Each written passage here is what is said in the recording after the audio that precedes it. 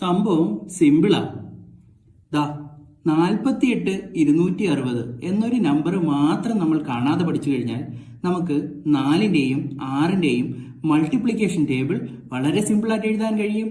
ഇനി ടേബിളുകൾ കാണാതെ പഠിക്കേണ്ട ആവശ്യമില്ല. 48 260 48 260. എപ്പോഴാണോ അടുത്ത സംഖ്യ തൊട്ട് മുമ്പത്തെ സംഖ്യയെക്കാളും ചെറുതാകുന്നത്, അപ്പോൾ ഇടതുവശത്തെ സംഖ്യയെക്കാളും വലിയ നമ്പർ നമ്മൾ ഇടതുവശത്ത് ആഡ് ചെയ്യുക. അപ്പോൾ ഇവിടെ 0 വരും, ഇവിടെ 1 ആയി. ഇത് 6 കഴിഞ്ഞ് 0 വന്നപ്പോൾ അടുത്ത നമ്പർ എഴുതുക. 4 0ത്തെക്കാളും വലുതാണ്, അതുകൊണ്ട് 2 തന്നെ എഴുതി. എന്നാൽ 8 കഴിഞ്ഞപ്പോഴേക്കും വീണ്ടും ചെറിയ നമ്പർ വന്നു, അതുകൊണ്ട് 2നെക്കാളും വലിയ നമ്പർ എഴുതി.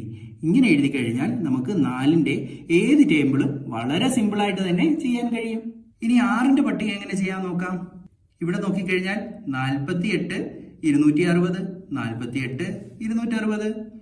അഥവാ നമ്മുടെ 4ന് എങ്ങനെയാണോ പട്ടിക എഴുതിയത് അതിനെ നേരെ തിരിച്ചെഴുതുക.